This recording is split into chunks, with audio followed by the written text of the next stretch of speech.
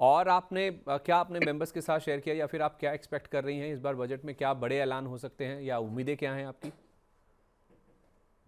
मेरे बजट में डिफेंस तो देखिए सभी को पता है, मतलब जितनी ज्यादा टेंशन होगी, defence is nothing to be discuss about, defence तो बस में रह गई।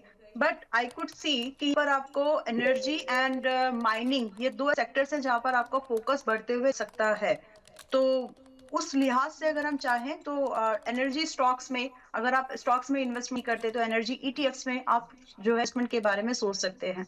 तो ये दो ऐसे और सेक्टर्स हैं जहां पर फोकस जो है गवर्नमेंट का बढ़ सकता है।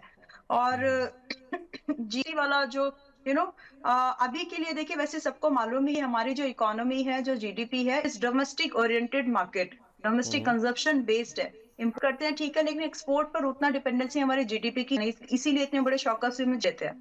सो हम्म। बहुत लाइकली होगा कि डोमेस्टिक कंज्यूमर्स के हाथ में पैसा थोड़ा छोड़ना है, थोड़ा और तो उनको देना है। अब इसकी भरपाई गवर्नमेंट बॉन्ड्स ला करके करेगी, जैसे फिस्कल डेफिसिट को करने के लिए, वो एक अलग टॉपिक है। बट कहीं ना कहीं डोमेस्टिक कंज्यूमर के हाथ में पैसा और ना है। इसी के चलते इंटरेस्ट लोन भी घटाए गए ताकि कंजप्शन की डिमांड बढ़े। इसी के चलते आपका जीएसटी को घटाया गया ताकि पैसा थोड़ा सा लोगों को मिले। तो ये सारी चीजें रहेंगी। एक बड़ा अच्छा हो जाए, होगा नहीं वैसे, कि अगर जो डीजल पेट्रोल पर जो खर्चे जो कॉस्ट है, अगर उसको कम कर दिया जाए, उस पर अगर रेवेन्यू दी है गवर्नमेंट, अगर उसको कम कर दिया जाए, तो बहुत लोगों के हाथ में एक अच्छा खासा सिग्निफिकेंट 5-10% का अमाउंट जो है आ सकता है। तो ये सारी हम्म। चीजें हैं जहां पर मुझे लगता है कि फिलहाल कंज्यूमर के हाथ में पैसा पहुंचाने की कोशिश होगी। तो उसकी वजह से जो भी आपकी ड्यूरेबल स्टॉक्स है, वो चलने के लिए होंगे कोशिश। और जो आपकी रियल एस्टेट इंडस्ट्री है, वहां पर थोड़ा सा बूस्ट देखने को मिलेगा। ये और थोड़े से आपका यू नो पैसा आता है तो इंसान थोड़ा सा फ्री होकर घूम फिरने की कोशिश करता है। तो इंडियन होटल्स, इस तरह के स्टॉक्स थोड़े से चल सकते हैं। मतलब आप कह रहे हैं कि इस बार टूरिज्म के ऊपर और डिफेंस के ऊपर काफ़ी ज़्यादा फोकस रह सकता है। इसी तरह से इंफ्रा या फिर मैन्युफैक्चरिंग, इसको लेकर भी कोई ऐलान होने की उम्मीद है? क्योंकि जीएसटी रेट रैशनलाइजेशन की बात तो हमने देख ली ऑलरेडी, उसके बाद भी आप कह रहे हैं कि कुछ टैक्स को लेकर मूव्स आ सकते हैं। तो अच्छा, चल पहले अगर हम यही बातचीत कर लें, इस बार ना बड़ी बातचीत चल रही है बाजार में कि एक जॉइंट टैक्सेशन का कुछ मूव सरकार की ओर से आ सकता है, कि दोनों हस्बैंड वाइफ या फिर फैमिली वाले जो हैं वो एक साथ अपना आईटीआर फाइल कर सकते हैं या फिर इनकम डिक्लेरेशन कर सकते हैं। उसको लेकर आपकी क्या उम्मीद है? क्योंकि गुंजाइश है सरकार के पास इतनी, जो ऑलरेडी हो चुका है।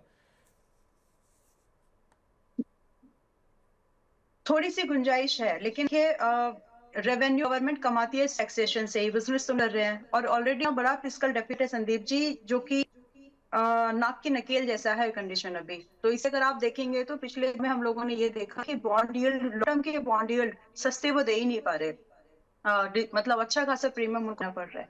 Hmm. So considering all things, chances तो हैं कि अगर जॉइंट इनकम स्लैब में अगर आप आते हैं तो लोग पहले से कहीं कहीं पर इसकी प्रॉब्लम होगी क्योंकि इनकम स्लैब बढ़ जाएगा, और कहीं पर जहाँ पर सेकंड पार्टनर नहीं कमा रहा है तो वहां पर आपको एक टैक्स स्लैब का बेनिफिट मिल जाएगा। बट इन अर्बन सिटीज ज्यादातर टैक्स जो डायरेक्ट कम टैक्स पे होता है वो ज्यादातर अर्बन एरिया ही आता है मोस्ट ऑफ द केसेस में। बाकी अगर हमारा रूरल या फिर अपने ग्रामीण इलाके में है तो वहां पर एग्रीकल्चरल इंडस्ट्रीज है, तो उसमें तो वहां तक डायरेक्ट टैक्स वहां से ज्यादा नहीं आता। जीएसटी तो खैर हर कोई पे कर रहा है। एक बात मुझे बोलनी है, ये बात कि बहुत सारे लोग बोलते हैं कि डायरेक्ट टैक्स इंडिया के 5-6% ही पे करते हैं। भैया ध्यान से देखो, हर कोई हर प्रोडक्ट जो भी खरीद रहा है, कंज्यूम कर रहा है, पॉलिसी एवरीथिंग, हर कोई टैक्स पे कर रहा है। तो उस दुविधा से बाहर आ जाओ। इंडिया में अगर आप कुछ भी खरीद रहे हो तो हर बंदा टैक्स पे कर रहा है। 140 करोड़ लोग इन एनी वेज टैक्स पे कर रहे हैं। वेल, अगर ये एडवांटेज आता है, coming back to my main topic, कि अगर ये आता है ये एडवांटेज, तो इससे जो अर्बन एरिया वाले जो इनकम वाले जो लोग हैं, उनकी अगर इनकम क्लब होती है तो शायद उसको रिलीफ देने की बजाय, क्योंकि मान लीजिए मैं 6 लाख कमाती हूँ, मेरे पार्टनर मान लीजिए 10 लाख कमाते हैं, तो हमारे अलग अलग अगर आप इनकम टैक्स स्लेब करेंगे तो सस्ती पड़ती है हमें, यानी कम इनकम टैक्स आता है। लेकिन अगर वो क्लब हो जाए, वैसे ये ऑप्शनल होगा, जो ऑप्शनल होगा। ऑप्शनल है कि आप चॉइस ऑप्ट करना चाहे तो कर सकेंगे। लेकिन अगर क्लब हो जाए एक साथ तो इनकम जो है बढ़ जाएगी। तो अगर ये हम्म। ऑप्शनल रहता है it's going to be good, लेकिन अगर ये मैंडेटरी कर दिया गया तो प्रॉब्लमेटिक कंडीशन होगी। नहीं, ऑप्शनल ही होगा। ज़्यादातर तो यही बातचीत है, सुगबुगाहट तो बाज़ार में यही है कि शायद ऑप्शन। ऑप्शनल हो सकता है। उनको फ़ायदा होगा जो जिनमें शायद दोनों में से एक पार्टनर ही अर्निंग है। तो शायद उनके लिए ये बेनिफिशियल हो सकता है। तो एक ऑप्शन दिया जा रहा है, हो सकता है ऑप्शन दिया जाए ये सरकार की ओर से कि आप जॉइंटली फाइल कीजिए, फिर उसमें हो सकता है कि शायद आपको थोड़ा सा बेनिफिट मिलता हुआ दिख सकता है। बाकी इंफ्रा और मैन्युफैक्चरिंग को लेकर इस बार आपकी क्या उम्मीद है, क्या बड़ा ऐलान हो सकता है? इंफ्रा को लेकर के तो ऑलरेडी देखिए कुछ खास नहीं होगा, जो प्रायोरिटमेंट है वही रहेगी। इंफ्रा में जो गवर्नमेंट में रिसेंटली बिल पास था, शांति बिल निकल है, लेकिन शांति बिल नाम है, ग्रेट।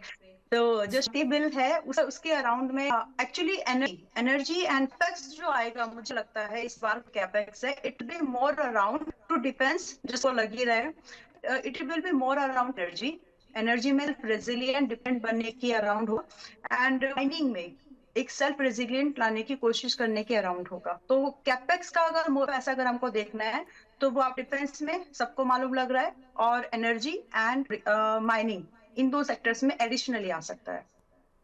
तो कोई अगर बजट से पहले अगर कोई प्ले करना चाहता है, रेलवे हुआ, डिफेंस हुआ, या कोई पीएसयू थीम हुई, या कोई और ऐसी थीम हुई, क्या बजट से पहले या बजट तक कोई आपने अपने मेंबर्स के साथ कोई पिक्स शेयर करी है या फिर स्टॉक्स से शेयर किए हैं?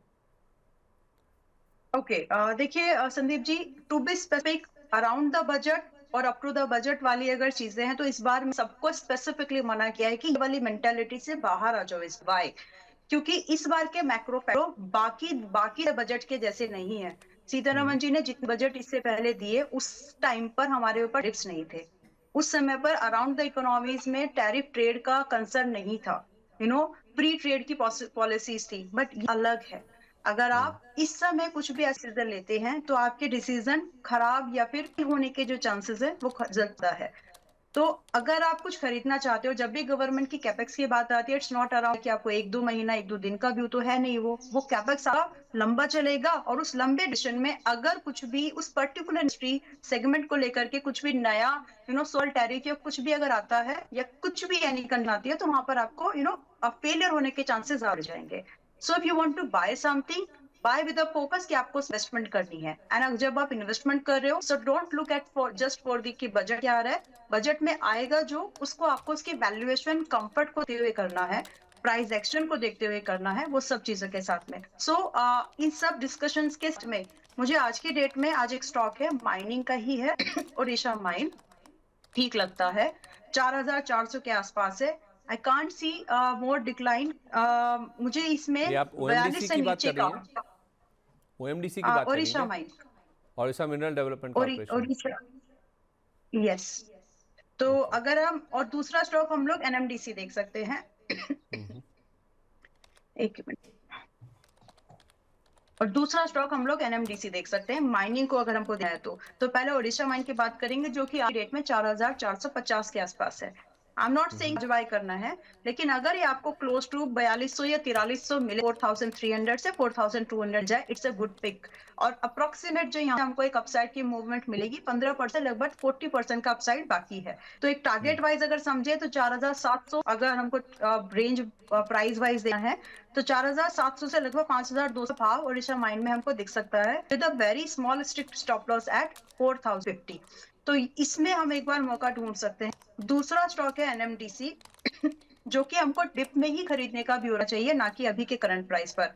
हालांकि अगर आप इन्वेस्टमेंट प्लान रहे हैं तो सिप के थ्रू ही करिए, बिकॉज आज आप ये 78 पर देख रहे हैं। मैं फिर भी प्रेफर यही करूंगी कि 76 या 75 पर मिले तो ज्यादा बेटर प्राइस होगा वो एंट्री करने के लिए, जो कि एक दो दिन में जाना चाहिए। तो 75 76 के प्राइस पर एनएमडीसी को देख सकते हैं, जिसमें कि स्टॉप लॉस सिर्फ 71 का मेंटेन करके अपसाइड के टारगेट कम से 82 एंड 95 का देख पाएंगे। तो ये दो स्टॉक्स हैं जो माइनिंग सेक्टर लोग देख सकते हैं आज की डेट में।